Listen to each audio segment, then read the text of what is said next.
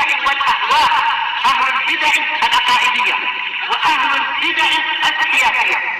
نقول بيننا وبينكم السلف، بيننا وبينكم الكتب، كان فيقول البدع بيننا وبينكم. Bismillahirrahmanirrahim. Alhamdulillahilladzi arsala rasulahu bil huda wa dinil haq liyudhhirahu 'alad dini kullihi wa kafaa billahi shahida. Wa asyhadu an la ilaha illallah wahdahu la syarika lah iqraran bihi wa tauhida. Wa asyhadu anna Muhammadan 'abduhu wa rasuluh sallallahu alaihi wa ala alihi wa sallama tasliman mazida la nabiyya ba'dah. Ikhwani fillah, hafizakumullah jami'an wa ra'akum. Pelajaran yang terakhir kita ambil adalah tafsir firman Allah Subhanahu wa taala ayat yang ke-134 dari surat Al-Baqarah. Sekarang kita memasuki ayat yang berikutnya, yaitu ayat yang ke-135. Masih mengenai kisah mengenai orang-orang Yahud yang mana mereka berambisi. Orang-orang Yahud dan orang-orang Nasara berambisi untuk bagaimana caranya mengajak kaum muslimin murtad dari agamanya dengan berbagai macam caranya, karena memang mereka tidak ridha kalau seandainya seorang muslim tetap berada di atas agama Islamnya. Oleh karena itu Allah Subhanahu wa taala pun mengisahkan dan menyebutkan bahwasannya orang Yahud dan Nasara tidak akan ridha dengan Rasulullah sallallahu alaihi wasallam hingga mengikuti agama mereka. Sebagaimana firman-Nya, "Walan tarda 'ankal yahud walan nasara hatta tattabi'a millatahum." Dan orang-orang Yahud serta orang Nasara, mereka tidak akan ridha kepadamu hingga engkau mengikuti agama mereka. Oleh karena itu Allah Subhanahu wa taala mengisahkan bagaimana rayuan, bujukan orang Yahud dan Nasara mengajak kaum muslimin, mengatakan bahwasanya jadilah kalian menjadi orang Yahud, menjadi orang Yahudi, ataupun menjadi orang Nasrani, niscaya kalian akan berada di atas petunjuk. Bayangkan. Jadi mereka membujuk kaum muslimin, mengajak kaum muslimin dan mengelabui kaum muslimin seakan-akan bahwasanya agama orang-orang Yahud dan agama orang-orang Nasara itulah yang bisa menghantarkan kepada petunjuk yang benar. Kita lihat di sini, qala Allah Ta'ala, Allah Subhanahu wa taala berfirman, wa qalu kunu hudan aw nasara tahtadu qul bal millata Ibrahim hanifa wa ma kana minal musyrikin. Allah Subhanahu wa taala menjelaskan pada ayat yang mulia ini, itu ayat yang ke-135 dari surat Al-Baqarah. Wa qalu, mereka orang-orang Yahud mengatakan kepada umat Nabi Muhammad sallallahu alaihi wa ala alihi wasallam, kunu hudan aw nasara. Jadilah kalian orang yang beragama Yahudi dan orang yang beragama Nasrani. Nah, jadi mereka mengajak agar umat Nabi Muhammad SAW masuk ke dalam agama mereka, agama orang-orang Yahud dan agama orang-orang Nasara. Padahal agama orang Yahud dan agama orang-orang Nasara setelah diutusnya Nabi Muhammad SAW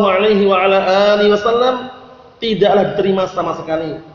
Dalam artian yang beragama selain agama Islam mardudun indallahi jalla wa ala, tertolak, tidak diterima di sisi Allah Subhanahu wa taala, karena agama yang di sisi Allah Subhanahu wa taala yang diterima hanya agama Islam saja.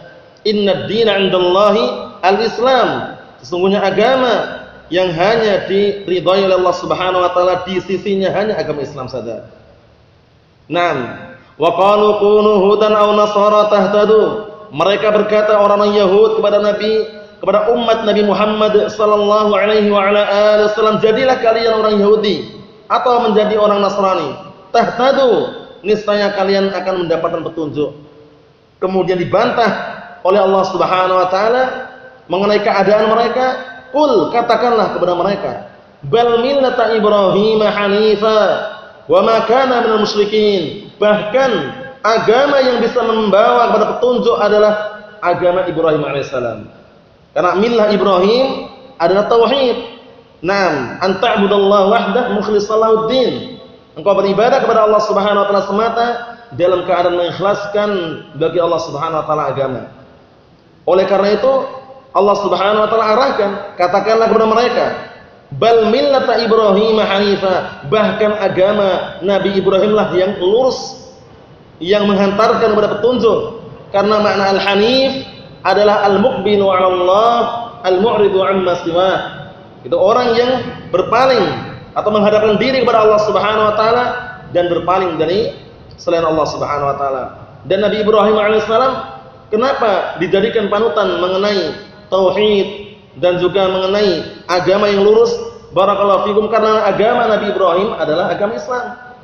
Walaupun Nabi Ibrahim jauh sebelum Nabi Muhammad sallallahu alaihi wa ala alihi wasallam, namun agama Nabi Ibrahim bukan agamanya orang Yahud, bukan pula agamanya orang Nasara, agamanya Islam. Nah, sebagaimana hal ini Allah Ta'ala abadikan dalam Al-Quranul Karim, maka Ibrahimu Yahudiyan wala Nasraniyan walakin kana hanifan muslima. Tidaklah Nabi Ibrahim itu orang Yahudi, tidak pula orang Nasrani, namun beliau yaitu Nabi Ibrahim alaihissalam adalah orang yang hanif muslim.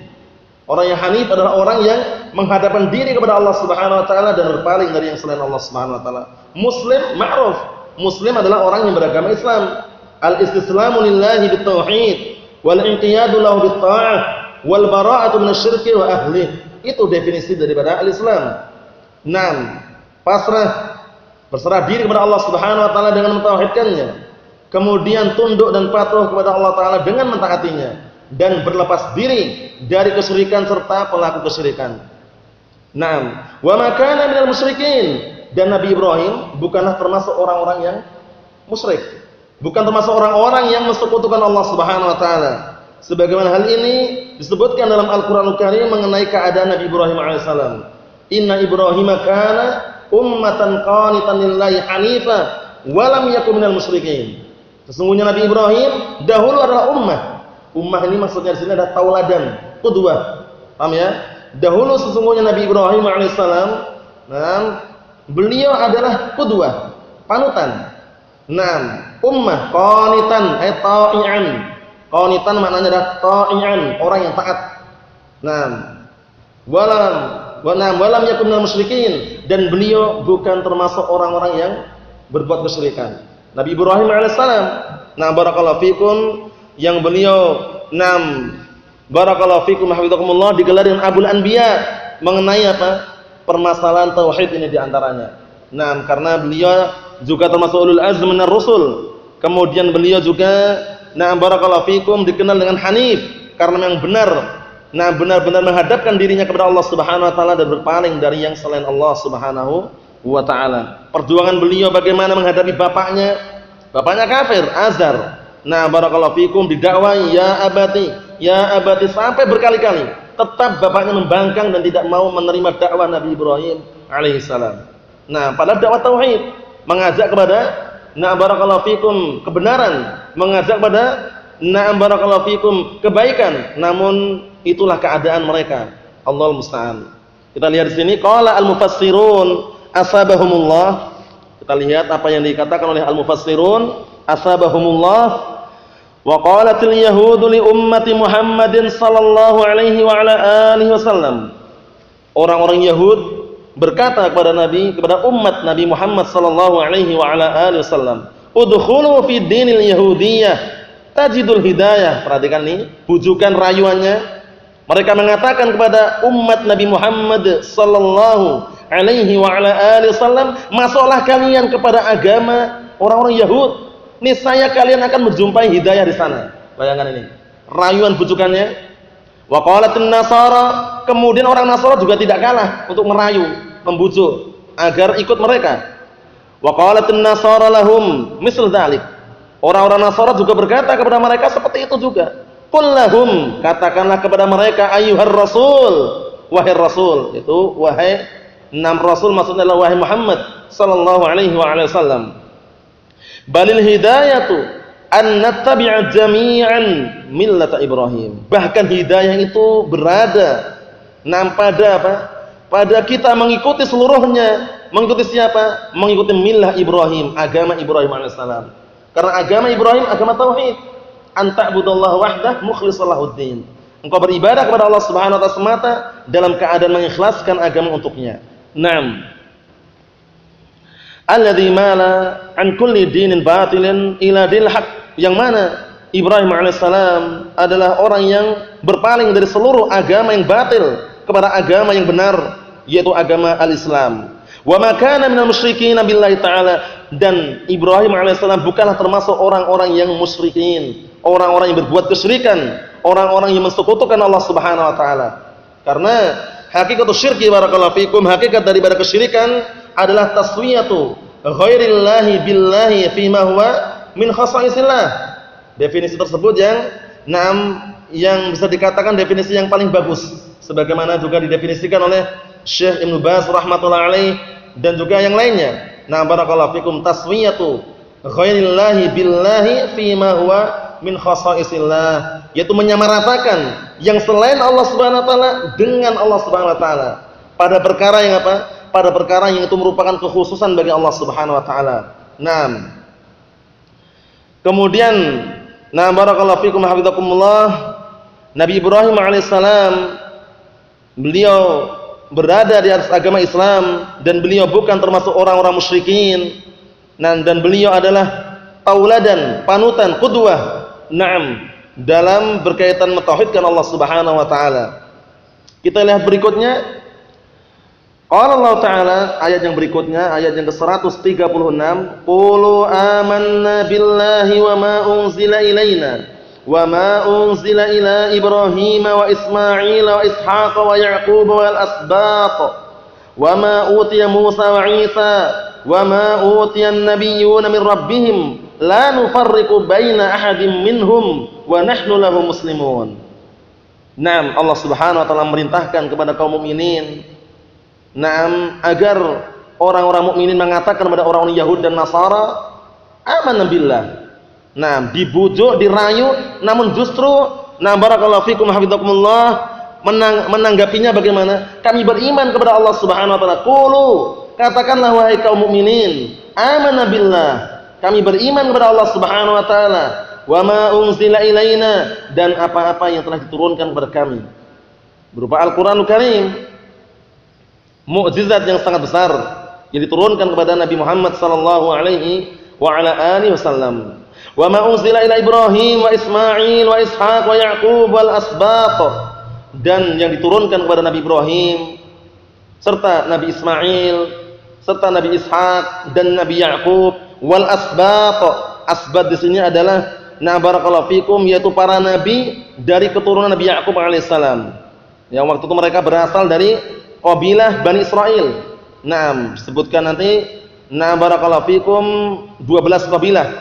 Barakallahu fikum dari kalangan Bani Israel, keturunan Nabi Ya'qub alaihissalam. Naam.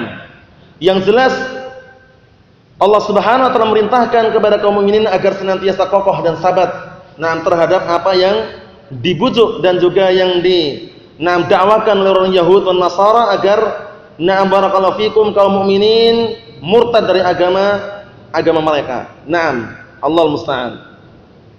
Wa ma utiya Musa wa Isa, dan apa yang diberikan kepada Nabi Musa dan Nabi Isa. Wa ma utiya an-nabiyyuna min rabbihim, dan apa-apa yang diberikan kepada seluruh para nabi dari Rabb mereka. La nufarriqu baina ahadin minhum, kami tidak membedakan salah seorang di antara mereka sedikit pun, tidak dibeda-bedakan.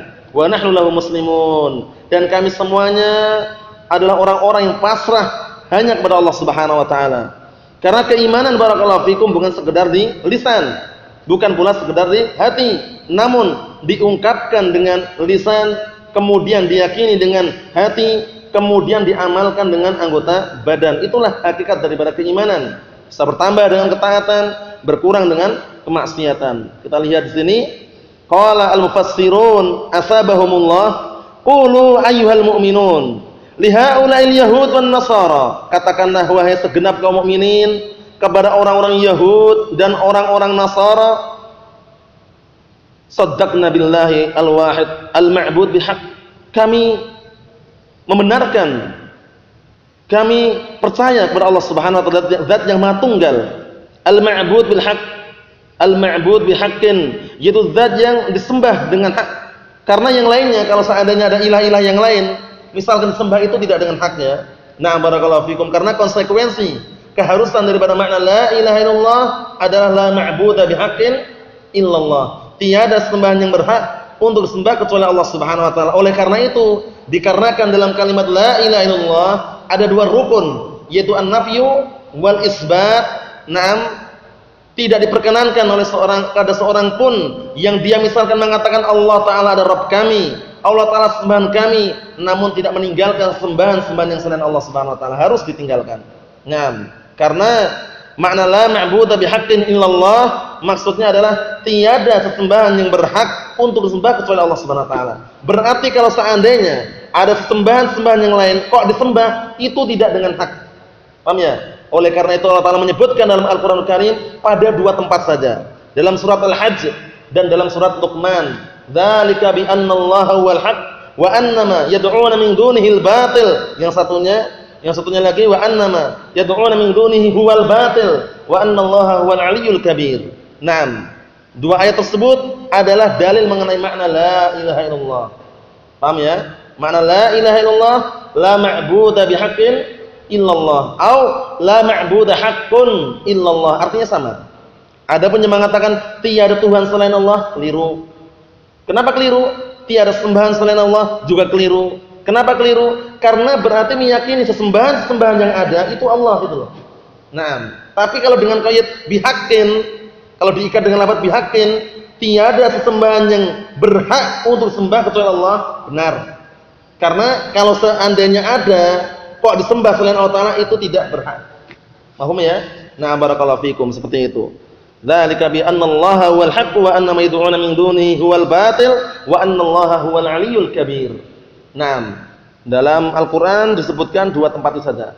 Dalam surat Al-Hajj sama surat Luqman yang lafaz seperti itu. Cuman bedanya sedikit.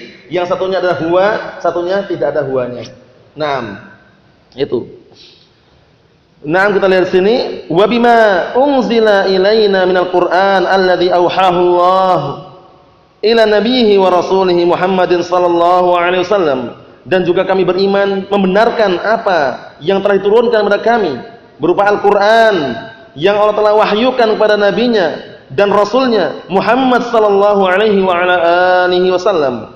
Wa ma unzila minas suhufi ila Ibrahim, naam, wa benaihi Ismail wa Ishaq, wa benaihi Ismail wa Ishaq, dan juga yang diturunkan berupa suhuf, naam, untuk kepada Nabi Ibrahim dan dua anaknya Ismail dan Ishaq, wa ila Ya'qub wal asbat, dan juga yang diturunkan kepada Ya'qub wal asbat. Siapa itu asbat? Al-asbatu wa humul anbiya'u min waladi Ya'qub alladziina kanu fi qabail Bani Israil isnatai asyrata. Naam. Kita lihat sini. Jadi asbat itu mereka adalah para nabi dari keturunan anak Nabi Ya'qub alaihissalam, yang mereka dahulu berada di kabilah Bani Israil. Karena Israil itu siapa? Israil Ya'qub. Israil itu adalah Ya'qub alaihissalam. Jadi enggak boleh kita melaknat Israil. Naam, laknatullah al Israil, enggak boleh ya. Naam, barakallahu fikum. Adapun negara yang dekat Palestina bukan Israil tapi Israel. Paham ya? Bedakan itu ya. Karena mereka mungkin kadang, nah berarti kita enggak boleh melaknat Israel, kok kalian melaknat negara Israel? Beda. Negara lain lagi. Ini Israil maknanya adalah Abdullah dalam bahasa Ibraniyah. Paham ya? Abdullah, il itu adalah nah barakallahu fikum. Naam, Allah, kemudian Isra adalah hamba. Jadi Israil adalah hamba Allah. Apa maksudnya? Nah, barakallahu fikum. Itu dalam bahasa Ibraniyah. Yang jelas barakallahu fikum hafizakumullah, asbat itu adalah para nabi dari keturunan Nabi Ya'qub alaihissalam yang mereka berada di kabilah 12 kabilah dari Bani Israil. Naam. Wa ma utiya Musa minat Taurat, dan juga yang diberikan kepada Nabi Musa berupa Taurat, wa Isa minal Injil, dan juga yang diberikan kepada Nabi Isa berupa Injil, wa ma utiyal anbiya'u jami'an min wahyi rabbihim, dan apa-apa yang diberikan kepada seluruh para nabi dari wahyu Rabb mereka. la nufarriqu baina ahadin minhum fil iman. Kita semuanya atau kami tidak membeda-bedakan antara mereka satu orang pun dalam masalah keimanan. Wa nahnu khadi'una lillah bi ta'ati wal ibadah. Dan kami semuanya tunduk serta merendahkan diri kepada Allah Subhanahu wa taala dengan mentaatinya dan beribadah kepadanya. Inilah kisah mengenai keadaan orang Yahud wan Nasara wal iyadu billah. Oleh karena itu mereka mendapatkan ucapan-ucapan atau mendapatkan gelar-gelar yang sangat jelek, terutama orang-orang Yahud mereka digelar dengan al-maghdub, kemudian orang-orang Nasara digelar dengan ad-dallun. Al-maghdub maksudnya adalah yang dimurkai. Siapa yang dimurkai ini maksudkan dalam surat Al-Fatihah tersebut? Al-Yahud, li'annahum 'alimu wa lam ya'malu. Karena mereka itu mengetahui, punya ilmu tapi tidak beramal. Paham ya?